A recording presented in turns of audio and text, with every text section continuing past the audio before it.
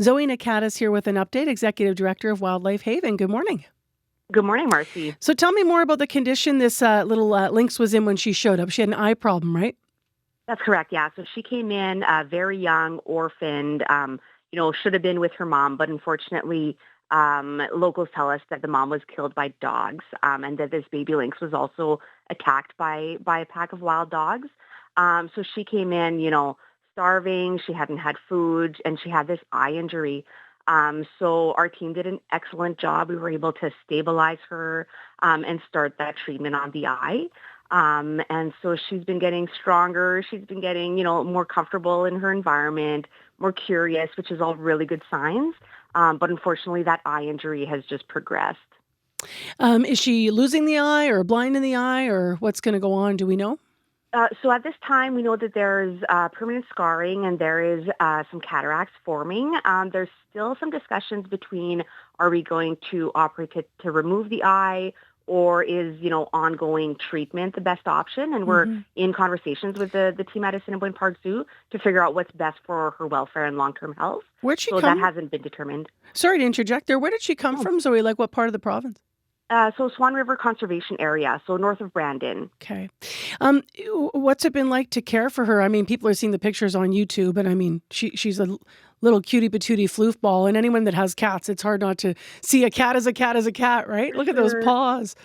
Yeah. It's been a delight for our team, right? Like we all have such a passion for these wild animals and knowing that she, faced all, against all odds, survived and some folks picked her up and got to Wildlife Haven. Like just that is just such a feat already. So the fact that we were able to nurse her back to health has been, we feel very privileged to be part of her journey and a really good challenge for our team, making sure that she has the right food, the right medications, and the right enrichment to make sure that every day she has a chance to learn how to jump and scratch and climb and do all the things that a lynx should do.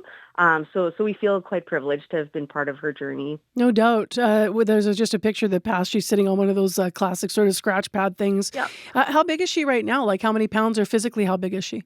Oh my gosh, I don't have the pounds on me, but she grew quite a bit. So I'd say she's the size of like a medium dog by now. So Got she it. grew very quickly. Yeah.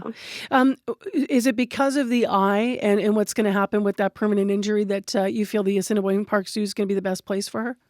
Yes, exactly. So, at Wildlife Haven, we treat thousands of animals every year, and our goal is always to release to the wild, but we need to do that responsibly and ethically.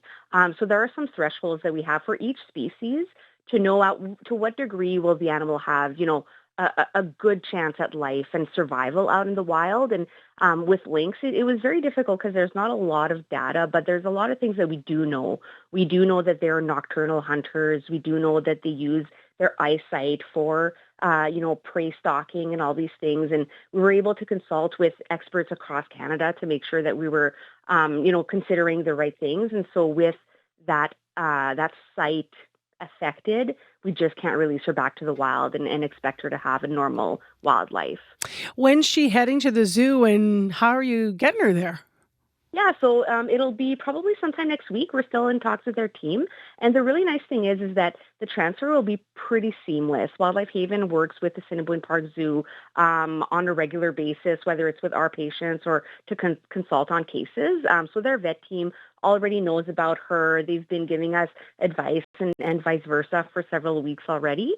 So, she's small enough. We're going to put her in a dog kennel, drive her in our car and send her over to our friends at Assiniboine Park Zoo, and there she'll, of course, need some quarantine and ongoing treatment on that eye, which we will still be involved in to some degree. So we're expecting a quite a seamless transfer, which feels good for our team, certainly. Oh, she's hard not to fall in love with in the pictures. I know she's been a bit of a social media star. She's popped up in my threads. Thanks very much for being with us, Zoe, for the update. Okay, thanks for your interest. That's Zoe Nakata, the Executive Director of Wildlife Haven Rehabilitation Centre, talking about this lynx that was in their care. This is the first lynx the centre has taken into its care, and because of its injuries, which will be not sustained, well, the injury won't be sustained, it'll improve. However, the lynx won't be suitable to return to the wild, so because of that, the lynx will head over to the Assiniboine Park Zoo.